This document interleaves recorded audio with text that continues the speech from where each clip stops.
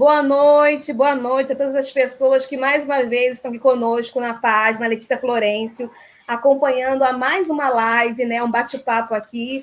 E essa semana eu estou aqui muito feliz, porque eu convidei aqui um grande amigo de família, um amigo pessoal nosso, sabe? Toda uma história muito próxima aqui de São João de Meriti.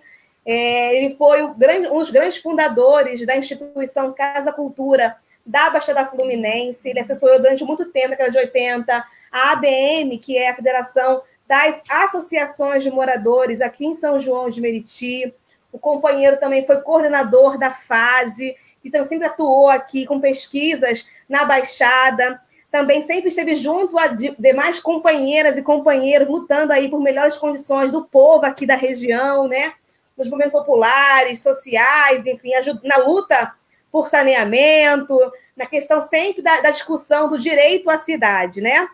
Justiça social, ambiental e econômica, que é meio que um tripé que anda sempre caminhando muito juntos. E para mim é uma felicidade muito grande receber aqui o meu queridíssimo doutor aqui, Orlando Júnior, que vou pedir que faça uma breve, rápida saudação, se apresentar ainda melhor o que hoje desenvolve, e depois a gente começa o nosso bate-papo rápido aqui, nosso ping-pong, conversando um pouquinho sobre direito à cidade e, assim, pela perspectiva aí da justiça social.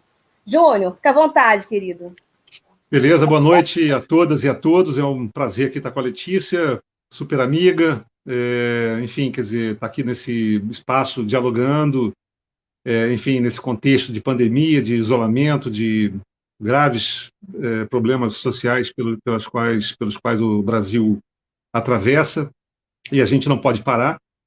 E acho que manter espaços virtuais de reflexão crítica é hoje um desafio muito grande para a gente enfrentar os problemas que o Brasil está vivenciando, né? Quer dizer, e, portanto, eu parabenizo essa iniciativa e é um prazer estar aqui junto contigo, Letícia.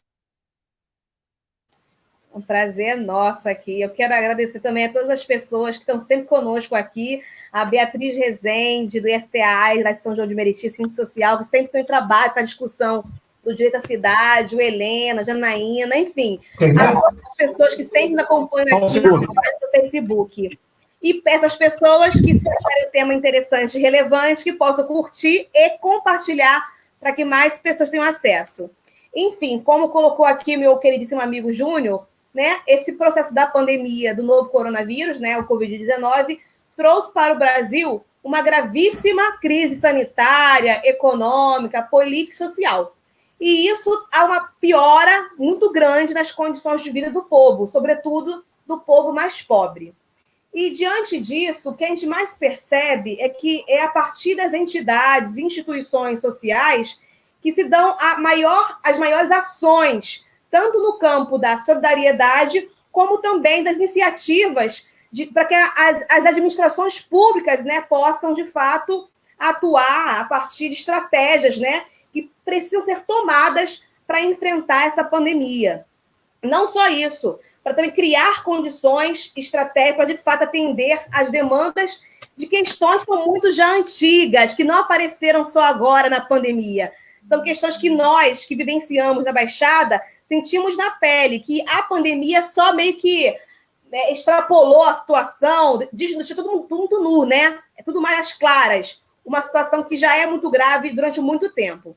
E apesar desse impacto desigual aí, né, a pandemia também vem mostrando aí a importância dos movimentos sociais, populares, que denunciam há muitos e muitos anos a necessidade de termos um sistema de saúde público, né, universal, de qualidade, e que realmente possamos também atuar no campo da prevenção, tendo, de fato, o exercício de ter o direito à cidade, com saneamento, com estrutura, enfim. E é sobre isso que nós vamos conversar aqui com muita propriedade com o nosso querido Orlando Júnior, né?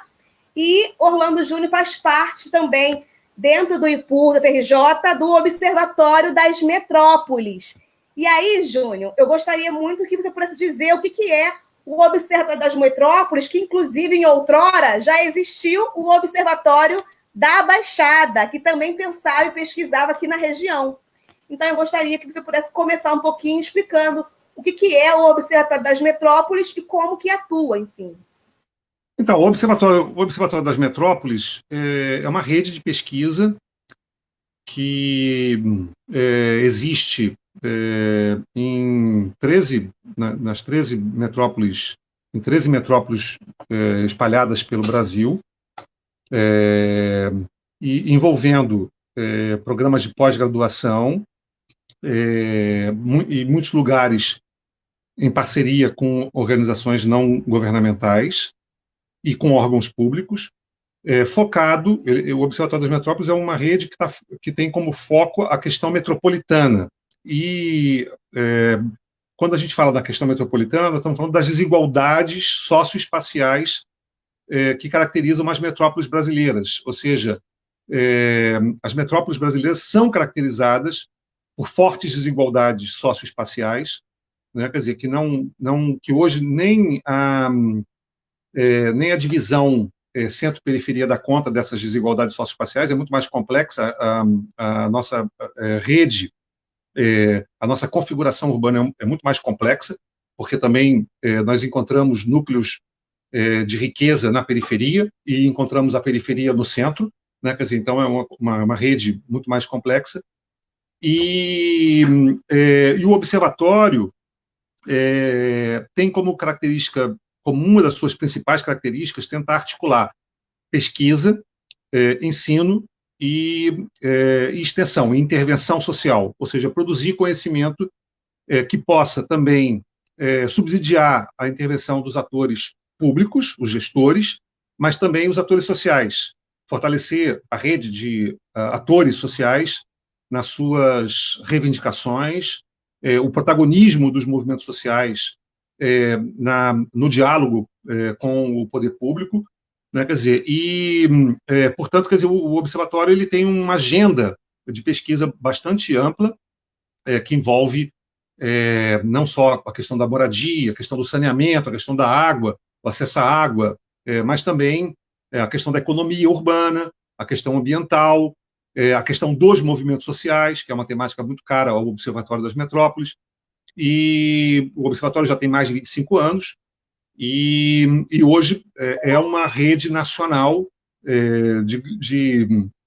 enfim, talvez seja a maior rede de pesquisa hoje no Brasil, a maior rede nacional de pesquisa, e nesse momento nós estamos também dedicados a produzir um dossiê sobre a pandemia e as cidades brasileiras, tendo em vista o impacto da pandemia, o impacto desigual da pandemia sobre os territórios, né? Quer dizer, a gente fala muito da pandemia, mas ela, enfim, a pandemia do Covid-19 não atinge os territórios da mesma maneira. Então, enfim, eu estava numa reunião, antes de estar aqui nessa live, eu estava numa reunião nacional, né? Quer dizer, estava falando exatamente isso, que, por exemplo, o isolamento, o que a gente fala, fique em casa, o isolamento de uns só é possível com um não isolamento de outros. Quer dizer, tem alguém trabalhando, tem alguém possibilitando que alguém fique em casa, mas tem alguém trabalhando porque não pode ficar em casa. Quer dizer, então, a desigualdade social, a desigualdade socioespacial, ela também vai se refletir na maneira como a pandemia vai atingir de forma desigual aos diferentes grupos sociais. A pandemia tem cor, atinge mais, ela tem classe, ela tem cor, ela tem gênero, ela atinge mais os pobres, ela atinge mais os negros, os afrodescendentes, ela atinge mais as mulheres, que estão mais fortemente vinculadas aos cuidados domésticos. Então, a pandemia ela não atinge os grupos de forma igual aos diferentes grupos sociais. O observatório tem, portanto, essa função de colocar no centro da agenda a questão metropolitana, entendendo que entender os problemas metropolitanos hoje é fundamental para que a gente construa um país mais justo, mais democrático, e, portanto, a gente atua nessa perspectiva. Excelente, Júnior. Você meio que já começou, já até colocando essa questão da definição do que é o direito à cidade, quando você fala do acesso ao funcionamento digno da saúde, da educação, mobilidade urbana, saneamento, enfim. mas eu gostaria que você pudesse aprofundar mais a questão do que é o Dia da Cidade e qual é a relação que tem com essa questão mesmo da justiça social, né? Enfim, questão espacial, que você falou da pesquisa, da questão, inclusive, de como que essa questão da pandemia tem atingido muito mais nós, mulheres, o povo mais pobre, o povo negro, enfim, as periferias. Logo, nós aqui da região de São João de Meriti, que inclusive a pesquisa que foi encomendada pela Fundação Perseu Abramo, junto com a Universidade Federal Rural do Rio de Janeiro, colocou, inclusive, aqui São João de Meriti como um dos municípios mais vulneráveis ao alastramento do novo coronavírus, enfim.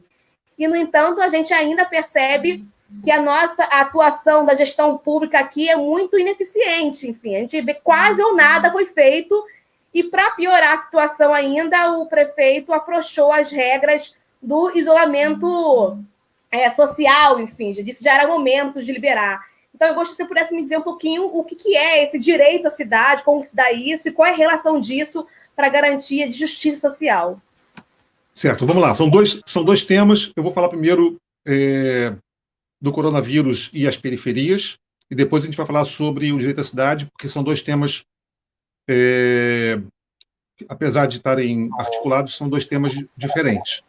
Então, vamos falar primeiro do coronavírus e as periferias. Quando o governo federal, ou o governo estadual, ou os governos municipais, não são capazes de desenvolver políticas pensando a especificidade dos grupos vulneráveis, das periferias, das favelas, quando eles não são capazes de perceber essas especificidades, então eles desenvolvem uma política que invisibiliza essa realidade e que tem fortes consequências sobre essa realidade. Né? Quer dizer, quando eu digo, olha, qual é a política que o governo vai fazer? Fica em casa, isolamento. Então, como eu falei, o isolamento, quem pode se isolar? Quem pode ficar em casa? A classe média. Né? Quer dizer, então, aqueles que estão no trabalho informal, aqueles que dependem de atividades de serviço, aqueles que moram num barraco com 10 pessoas, aqueles que, enfim, têm condições de habitabilidade muito ruins. Várias pessoas não têm condições de se isolar, por N razões, por razões seja de habitabilidade, seja por questões sociais. Então, essa política do isolamento, ela, na verdade, na prática, ela se traduz numa política voltada para a classe média, que invisibiliza as condições sociais das classes populares, das periferias, das favelas, e tem fortes consequências sobre essa população. Que consequências são essas? Alguns vão... Qual é o efeito dessa política? Alguns vão viver, eu vou escolher quem vai viver, e vou escolher quem vai morrer. Então, quem vai viver? A classe média, consegue se proteger. Quem vai morrer? Os que não conseguem se proteger, são os vulneráveis. Né? Quer dizer, os dados do Rio de Janeiro, de São Paulo, de outras cidades, Fortaleza, Recife, todos os dados indicam que as populações mais vulneráveis são as populações das favelas, das periferias, as populações, enfim, mais pobres, são aquelas que estão mais vulneráveis à contaminação do Covid. Então, essa política que escolhe quem vai viver e quem vai morrer é o que a gente chama de necropolítica, é uma política da morte, é uma política que, na verdade, não é o que a gente diz assim, não é uma política de incompetência por parte do governo federal, é muito mais cruel, é muito mais perverso, é uma política assassina, é uma política, é uma necropolítica no sentido de escolher os grupos sociais que vão morrer, que vão ser mais vulneráveis à contaminação do Covid. Então, na verdade, o que está acontecendo no Rio de Janeiro é exatamente uma necropolítica. Quer dizer, então, é a periferia que se dane, as favelas que se danem. Quer dizer, então, os grupos que têm capacidade de se autoprotegerem, de se isolarem, se reproduzirem em condições de proteção social em relação à contaminação, beleza. E os que não têm vão sofrer as consequências. Então, não existe uma política específica para as favelas, para as periferias, para a Baixada Fluminense, e isso é muito grave. Isso, a nosso ver, tem que ser denunciado como uma política que promove a morte, né? Quer dizer, então, a gente acha que uma política séria deveria reconhecer a especificidade, visibilizar as condições de vida da periferia, das favelas, dos grupos sociais mais vulneráveis, da população de rua, dos que moram em cortiços, dos camelôs. Enfim, você tem um conjunto diverso de grupos sociais para os quais o isolamento, por mais importante que ele seja, não é capaz de os proteger, de proteger esses grupos pelas suas condições sociais. Então, esse é o tópico relativo à Covid. Por isso que a gente diz que é necessário um conjunto específico de políticas para essas populações, certo? Em relação ao direito à cidade, bom, pois é, quer dizer, isso daria só um papo sobre esse tema, porque é um tema bastante complexo, parece simples, mas não é. Na verdade, o direito à cidade, enfim, é uma expressão que foi formulada inicialmente por um filósofo francês chamado Henri Lefebvre, em 68, antes do famoso Maio de 68, e depois essa expressão ela é retomada por vários grupos sociais, pelos movimentos sociais, e retomada também por outros autores, entre eles um famoso autor chamado David Harvey. Mas eu, em síntese, gostaria de chamar a atenção que um lado, todo mundo hoje fala em direito à cidade, mas, retomando as ideias desse filósofo chamado Henri Lefebvre e retomando as ideias do David Harvey, que é um filósofo que retoma, que é um sociólogo que retoma as ideias do Lefebvre, eu diria assim, muito sinteticamente, né, quer dizer, que o direito à cidade tem uma dupla dimensão inseparável. A primeira dimensão é uma dimensão de denúncia e reivindicação. Denúncia de que muitas pessoas são excluídas da cidade. Para viver na cidade, nós precisamos, qualquer um de nós, para viver na cidade, precisa de um conjunto de bens e serviços necessários à nossa reprodução social. Habitação, saneamento, água, lazer, cultura, educação, trabalho, saúde, mobilidade, e por aí vai. Para muitas pessoas, esses direitos, esses bens e serviços necessários à reprodução social é negado, certo? Quer dizer, então, o que essa primeira dimensão da cidade fala é que a sociedade capitalista, ela, ao transformar esses bens e serviços em mercadoria, ao mediar a relação das pessoas com esses bens pelo preço, ou seja, você tem direito se você pagar, exclui muitas pessoas de bens e serviços necessários à reprodução social. Então, você não tem dinheiro para comprar, então não tem dinheiro para pagar o aluguel? Fora. Não tem dinheiro para comprar alimento? Passe fome. Não tem dinheiro para comprar roupa? Fique maltrapilho. Não tem dinheiro para mobilidade? Fique imóvel. Então, o acesso a esses bens e serviços necessários à reprodução social é mediado pelo preço, pela mercadoria. O direito à cidade denuncia isso e diz: para viver na cidade é necessário garantir para todas e todos um conjunto de bens e serviços que nós precisamos para nos reproduzir na cidade, independente da nossa capacidade de pagamento. Então, todo mundo tem que ter direito à casa, todo mundo tem que ter direito à água, todo mundo tem que ter direito à mobilidade, todo mundo tem que ter direito à alimentação, todo mundo tem que ter direito à educação, à saúde, independente de poder pagar ou não. Ou seja, isso é um requisito para viver na cidade. Então, portanto, quer dizer, o direito à cidade, nessa primeira dimensão, denuncia as desigualdades promovidas pelo capitalismo, a exclusão promovida pelo capitalismo, e reivindica, a gente chama, baseado no Henri Lefebvre, a gente diz, o direito à cidade é um grito, é uma exigência, quer dizer, então é a exigência por um conjunto de bens e serviços necessários à reprodução social. Mas o direito à cidade tem uma segunda dimensão, que não é mais a da reivindicação, é de uma utopia, é uma utopia, a utopia do direito à cidade, que diz o seguinte, quer dizer, a cidade que nós conhecemos, ela é subordinada aos interesses do capital. É o capital que diz aonde vai construir estrada, aonde vai construir uma ponte, aonde vai ficar a fábrica, aonde os pobres vão morar, aonde os ricos vão morar, o que pode e o que não pode ser feito. Então, o capital subordina a cidade aos seus interesses, destrói a cidade, reconstrói a cidade à sua imagem e semelhança. E, nessa segunda dimensão, o direito à cidade diz: a cidade não pode ser do capital, a cidade tem que ser das pessoas.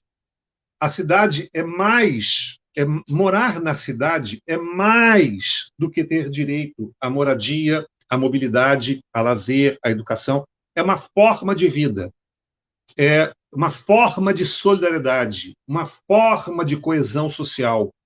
Então, a maneira como a cidade se organiza também define uma maneira de ser na cidade. Então, o que essa segunda dimensão diz é que a cidade tem que ser das pessoas, que as pessoas têm que ter o direito de dizer como querem que a cidade seja organizada.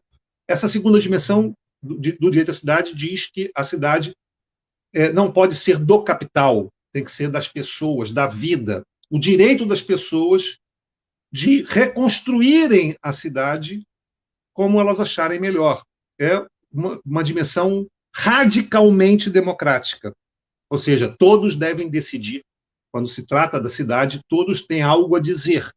E, portanto, a cidade deve ser organizada segundo o desejo e a vontade das pessoas. E nessa segunda dimensão, o direito à cidade é, por definição, anticapitalista. Afirma um ideário de uma nova cidade, de um novo projeto societário, aonde efetivamente as pessoas possam se reapropriar da cidade e reconstruir a cidade segundo o seu desejo, de forma radicalmente democrática. Então, é o nosso direito de destruir um viaduto e construir uma praça, construir espaços de vivência, de nos apropriarmos dos bens coletivos. É a cidade como obra, é uma cidade como obra coletiva, quer dizer, como um bem comum.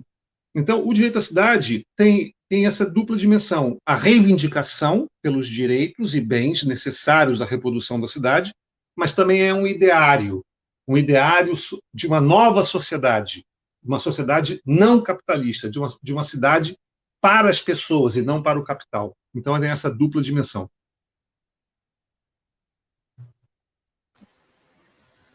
Júlia, eu estou aqui encantada e é fantástico a didática que você está colocando. Isso, para mim, é fantástico e gera um entendimento muito grande nas pessoas que nos assistem, enfim. E você colocando suscita ainda mais a importância da participação das pessoas cada vez mais nos espaços de decisão, de poder. Porque como que a gente consegue contra esse sistema capitalista? Você falou a questão do o ideário, né, do direito à cidade, já é por si só anticapitalista. Das pessoas entenderem que o espaço da cidade é nosso, né? E que todos nós temos o direito à fala, a se colocar, a reivindicar, termos uma cidade mais humana, mais fraterna, mais solidária, espaços, inclusive, de vida, não de morte, tá? Porque as grandes cidades, as cidades como um todo, sobretudo a periferia, hoje, para nós, acaba se tornando um espaço de medo. Quando a gente fala de lazer, de ir para as pracinhas, as famílias que moram na periferia têm medo de deixar os seus filhos ficarem nas pracinhas. Deveria ser um espaço de alegria, de vida, de sorrisos, mas e o medo do seu filho preto, pobre, favelado, de ir para lá e ser confundido, como sempre, pelo Estado, como um criminoso. Porque já é uma presunção do Estado que, ao ser morador de periferia, de comunidade, já é algo. É muito desrespeito. Quando se fala do dia da cidade, como que as pessoas que não têm direito, não têm dinheiro, né? Porque o dinheiro, o capital, ele aqui no Brasil, há um abismo absurdo, onde poucos têm muito e muitos têm pouco. Isso. Até quando se fala de mobilidade urbana, o ir e vir para distâncias curtas, para que as pessoas possam, às vezes, ir a uma distância muito curta, tem que pagar um valor exorbitante da passagem do transporte. Quando se fala da malha ferroviária, ela é muito vasta na capital. Mas quando se fala das periferias, nem se fala em malha ferroviária, ele vai muito nos grandes centros. E as cidades não são pensadas para todas as pessoas. Inclusive, eu entendo, Júnior, que tem que ter até uma inversão de prioridades. Os gestores públicos começarem a pensar as cidades a partir das periferias para os grandes centros, dos morros para que está embaixo. Porque cada vez mais, a cada gestão, a gente percebe que elas ficam cada vez mais distantes de realmente trazer dignidade ao nosso povo. E a gente que mora aqui sente muito isso me dá angústia, por isso que são coisas diferentes, mas que, na verdade, meio que deixa tudo muito à tona, tudo muito às claras. Essa crise da pandemia está deixando tudo muito nu, sabe, Júnior? Essa questão mesmo da dificuldade da mobilidade, do acesso à saúde. Na Baixada, os hospitais prometidos não foram construídos. Os que existem é muito aquém da real necessidade da demanda. E aí, Júnior, eu fico refletindo como que deveria ter sido ou ser a atuação por parte das gestões públicas municipais, sobretudo em regiões como aqui em São João de Meriti, porque a gente ainda vê uma atuação muito pífia, não só por parte de quem está na gestão majoritária, o prefeito, mas também pela Câmara de Vereadores, os que deveriam ser os representantes do povo, de estar exigindo saber quais são as estratégias que foram tomadas, se houve uma rede, uma política de assistência que leve dignidade às famílias que moram na periferia, porque realmente é uma utopia essa coisa do isolamento que a gente sabe, para quem vive, quem anda na periferia, sabe que, na verdade, as pessoas não têm o direito ao isolamento, não têm o direito de evitar o contágio com outras pessoas, enfim. Então, muito obrigada pelo seu esclarecimento. Eu queria que você falasse um pouquinho como deveria ser essa questão, esse olhar por parte das gestões municipais, mas também da importância da participação das pessoas nesses espaços, para se colocar, enfim, a gente fala das gestões democráticas, né, da participação do povo, para que realmente as demandas sejam atendidas a partir da real necessidade, não daquilo que é imediato, de interesses muito privados e muito excludentes, enfim. Então, antes eu vou, talvez, enfim, colocar o Eric, colocou aqui no chat como é que a população de rua está fazendo enfim, para viver nessa cidade em tempo de pandemia. Quer dizer, eu diria o seguinte, a gente está fazendo alguns levantamentos nas favelas, nas periferias, junto à população de rua, junto à população cortiçada, camelôs, e eu acho que nós podemos afirmar com toda a convicção que essa população está resistindo por causa da solidariedade local. É impressionante, quer dizer, enquanto você tem uma completa omissão do poder público, é impressionante as redes de solidariedade local, a organização de autoajuda, nas favelas, isso é impressionante, o pessoal organizando, e não é cadastro que você vai no local se cadastrar ou no site, não, é casa em casa, indo em casa, cadastrando, distribuindo cesta, e junto à população de rua idem. Então, eu diria que, assim, que é impressionante, quer dizer, que nesses tempos de pandemia, onde nós temos uma omissão do poder público, enfim, as coisas só não estão piores porque a sociedade está tendo uma capacidade de auto-organização muito, muito forte, muito bonita e merece o nosso reconhecimento. Quer dizer, então há uma vitalidade muito forte nas organizações populares que merece o nosso reconhecimento. Em relação ao poder público, Letícia, eu realmente assim acho que eu queria tocar num ponto que me parece assim mais talvez uma reflexão mais profunda antes de falar do poder público, né? Quer dizer, e acho que a gente vai daqui a pouquinho entrar nesse tópico. Mas eu queria falar do que eu considero o tópico mais importante de todos nesse momento, que é a disputa pelo território, certo? Quer dizer, então eu queria fazer assim, eu vou simplificar um pouquinho o meu pensamento, só para a gente poder fazer o diálogo. Vou simplificar um pouquinho o meu pensamento, mas na década de 80, você tinha um conjunto de ações. O território fazia parte da nossa agenda. O território, a disputa pelo território fazia parte da nossa agenda de lutas, fazia parte da nossa agenda de intervenção, fazia parte da nossa pedagogia popular. Então, você tinha um conjunto de ações visando essa disputa do território. Vou listar algumas delas. Pedagogia Paulo Freire. Eu comecei na década de 80 fazendo alfabetização de adultos com pedagogia Paulo Freire. Comunidades eclesiais de base, núcleos de base.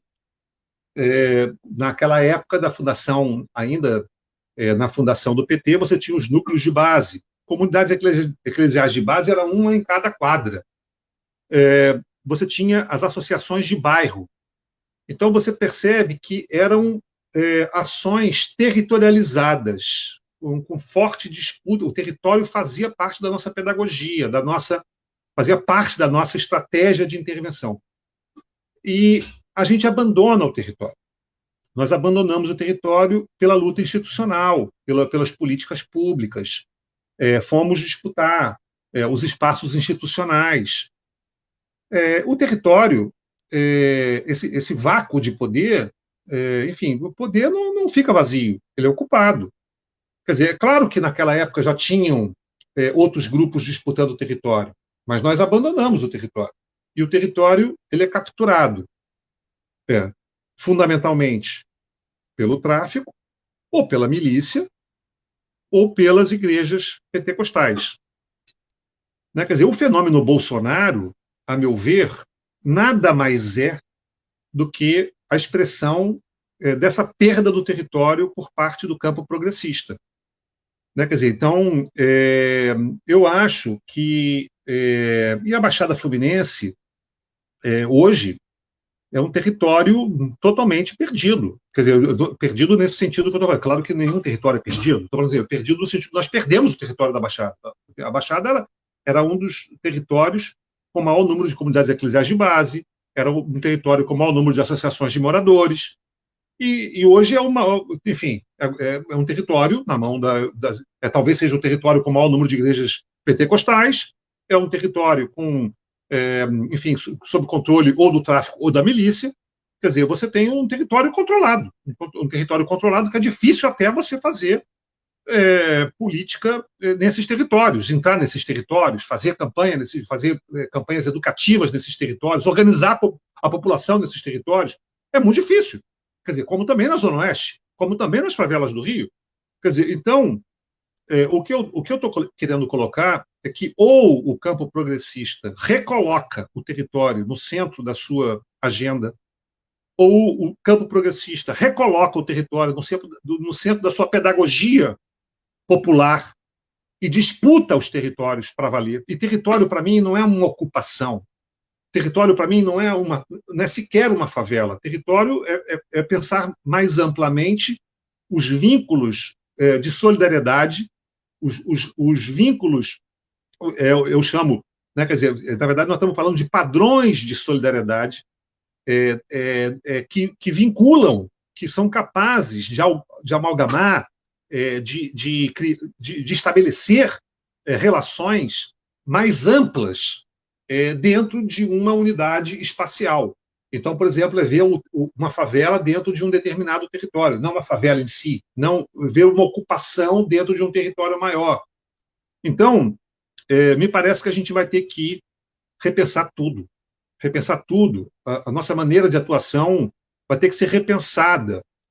E as estratégias institucionais, se elas não vão, na minha opinião, elas não devem ser abandonadas, evidentemente, mas elas vão ter que ser repensadas à luz dessa disputa territorial. Sem essa disputa territorial, eu digo para você que vamos perder tempo. Vamos perder tempo porque as pequenas vitórias conseguidas no âmbito institucional vão ser capturadas pelos grupos de poder do território, pelo tráfico, pela milícia ou pelas igrejas evangélicas. Quer dizer, então, eu diria que uma disputa pelo poder na Baixada Fluminense requer uma estratégia de disputa territorializada. Eu acho que esse é um tópico que eu acho que deveria voltar a ser rediscutido pelo campo progressista, enfim, eu não estou falando pelo partido A, B ou C, mas pelo campo progressista, e eu acho que nesse momento, enfim, eu acho que a esquerda ainda está muito imatura, infelizmente, quer dizer, mas eu acho que a gente precisa de unidade, eu acho que a gente precisa de derrotar o fascismo, nós precisamos de derrotar o campo conservador, nós precisamos de ter unidade para derrotar essas três forças que, para mim, são muito perversas, milícia, tráfico e as igrejas pentecostais. Né? Quer dizer, então, eu sei que nem toda igreja evangélica é conservadora, eu sei que nem toda...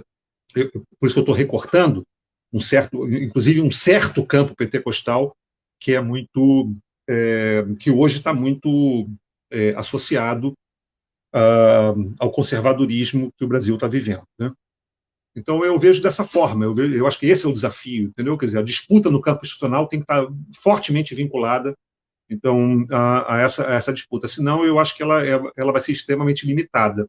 E eu não vejo hoje capacidade da Prefeitura de São João de Meriti, ou da Prefeitura de Nova Iguaçu, ou da Prefeitura de qualquer outro município da Baixada Fluminense, de liderar um projeto popular alternativo sem recolocar no centro dessa disputa a questão do território, dos territórios populares. Né? Quer dizer, então, me parece que esse é um tópico central, é um desafio central, e eu digo que não é só para a Baixada Fluminense, eu acho que o Rio de Janeiro, o município do Rio de Janeiro também está vivendo isso, e eu digo que o fenômeno das milícias se nacionaliza cada vez mais, e, portanto, eu acho que esse tema é um tema que interessa ao Brasil, não só ao Rio de Janeiro.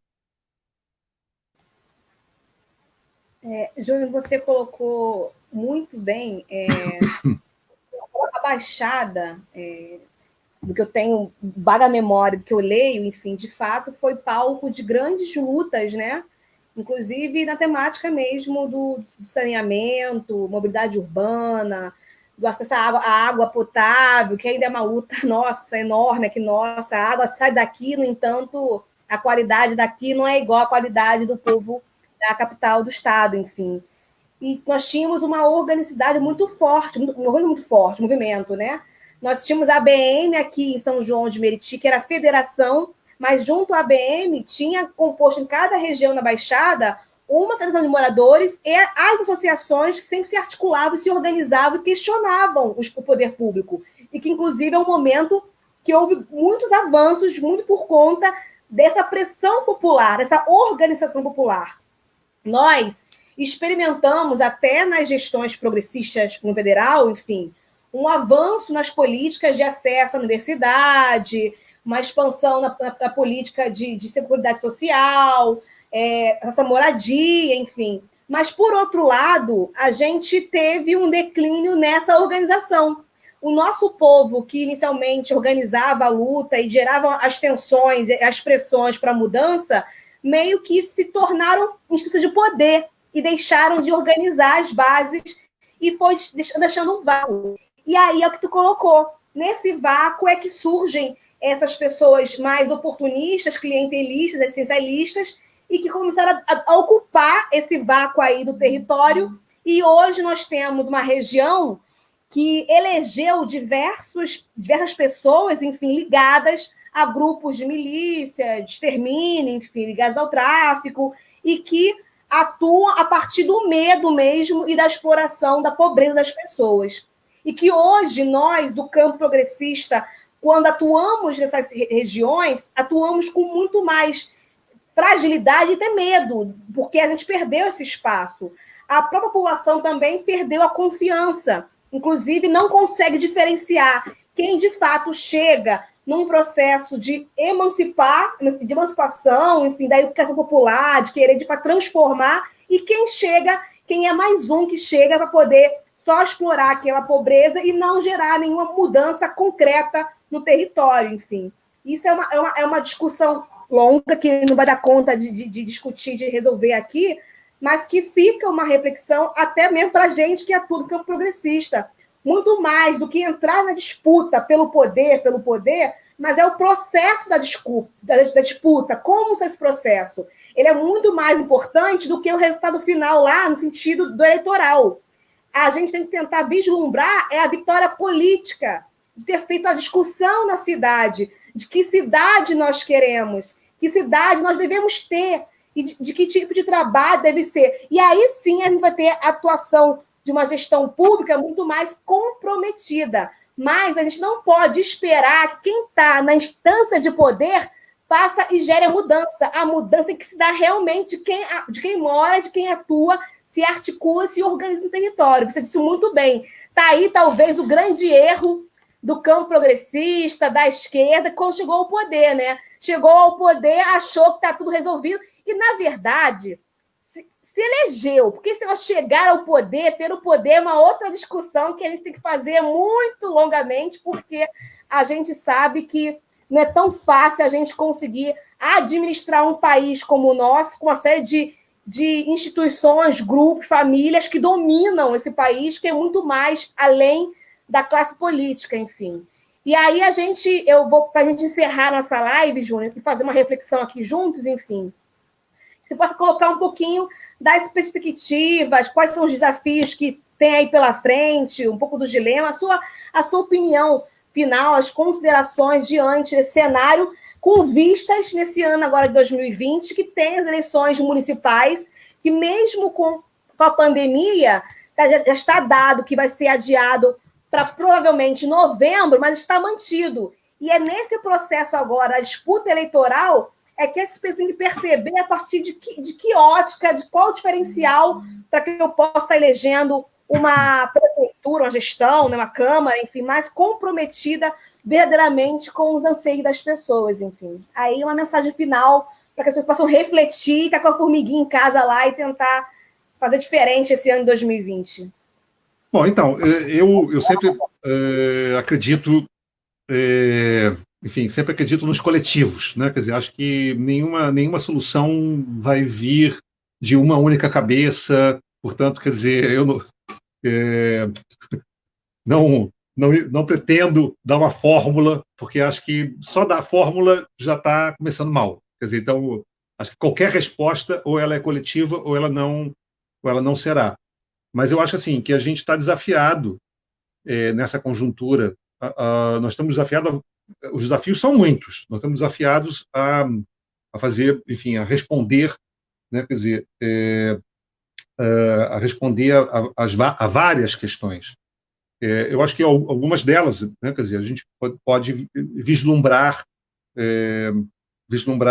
nessa conjuntura. Primeiro, eu acho que é como que a gente supera a fragmentação. Somos, enfim, eu não sei se somos tão poucos, mas estamos muito fragmentados. Eu acho que tem assim, mesmo quando a gente olha a Baixada Fluminense, nós não temos mais os mesmos grupos do passado, mas existem muitos outros novos grupos, né? Quer dizer, então, como que a gente constrói pontes? Como que a gente constrói, sobretudo no campo da cultura, tem muita gente nova, muita juventude, não mais nas organizações tradicionais, mas em novos grupos, muitas vezes informais. Quer dizer, como que a gente constrói pontes entre essas diversas iniciativas, como que a gente supera a nossa fragmentação né, quer dizer, e constitui um sujeito coletivo. Quer dizer, então, esse é um desafio, quer dizer, que eu acho que acreditar e fortalecer a sociedade civil, eu acho que deve ser um princípio da nossa atuação que a gente nunca pode perder, e já perdemos, muitas vezes já deixamos de investir, e o preço foi muito alto, quer dizer, então eu acho que a gente tem que apostar nessa articulação da sociedade civil. Em segundo lugar, eu acho que eu chamo dessa forma, quer dizer, eu acho que passar uma mensagem para a esquerda, se unam, a esquerda tem que se unir. Eu acho que o enfrentamento desse movimento fascista, conservador no Brasil, exige a unidade da esquerda, do campo progressista. Quer dizer, então, eu acho que isso é um outro desafio que a gente sabe que é muito difícil. Tem a lógica dos partidos, tem a lógica do poder, tem a lógica das candidaturas. Quer dizer, infelizmente, a lógica do poder político partidário não é a lógica do poder social. Quer dizer, então, eu acho que, enfim, fortalecer o máximo possível as possibilidades de diálogo, de articulação da esquerda, me parece que é outro desafio. Terceiro desafio, que está associado aos anteriores, é construir uma agenda comum. Construir uma agenda comum de luta, porque, claro que essa unidade que eu me referi, ela supõe uma agenda comum. Né? Quer dizer, quarto, eu acho que é atuar na formação. Né? Quer dizer, eu acho que a gente precisa acreditar e fortalecer a formação das pessoas, a formação crítica das pessoas, né? Quer dizer, e é impressionante, quer dizer, como que a gente está diante de fake news, como a gente está diante de uma desformação, né? Quer dizer, de uma deformação, quer dizer, que a gente tem que se contrapor formando, e estamos desafiados a isso, né? Quer dizer, eu acho que, em quinto lugar, o que eu falei, quer dizer, eu acho que é disputar os territórios, eu acho que é uma agenda de disputa dos territórios, que supõe, eu acho que supõe o que eu chamo de ocupar espaços comuns, criar vínculos com o território, apostar na economia solidária. Nós temos que sair do discurso abstrato, sabe? Quer dizer, eu acho que as políticas institucionais nos fazem também trafegar muito pelo discurso institucional, acesso à universidade, políticas universais, tal, mas o concreto, as pessoas vivem o território, vivem o cotidiano, vivem o desemprego, o emprego, o subemprego, e, portanto, quer dizer, nós temos que disputar as condições de reprodução social das pessoas, quer dizer, e os seus vínculos com o território. Quer dizer, portanto, quer dizer, a meu ver também esse é um tópico central. Quer dizer, evidentemente, eu acho que, eu diria como último princípio, afirmar a força da periferia. A periferia não é só o lugar da desigualdade, da carência. Ao contrário, quer dizer, eu acho que cada vez mais a gente tem uma vitalidade muito grande, um poder de invenção, de reinvenção, de criação, que está na periferia. Quer dizer, então, afirmar a força e o poder da periferia, não tem mudança sem a periferia. Quer dizer, a mudança não vai vir do centro para a periferia, vai vir da periferia para o centro. Quer dizer, então, a Baixada tem que afirmar o seu protagonismo numa política metropolitana efetivamente justa, efetivamente democrática, efetivamente participativa. Então, e eu estou falando a Baixada Fluminense, mas quero falar das favelas, quero falar de todas as periferias, né? Quer dizer, que não existirá mudança sem periferia.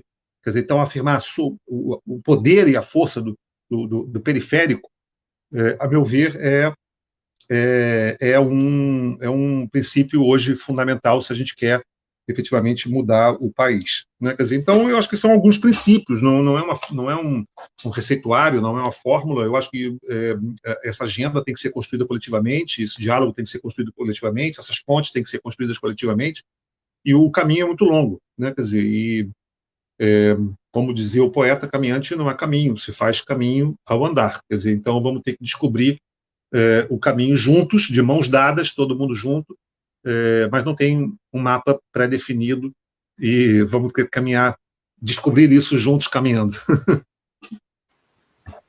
Júnior, tem uma máxima que fala: não fale de nós sem nós, não faça por Isso, nós, faça isso. conosco. É exatamente isso. É exatamente isso.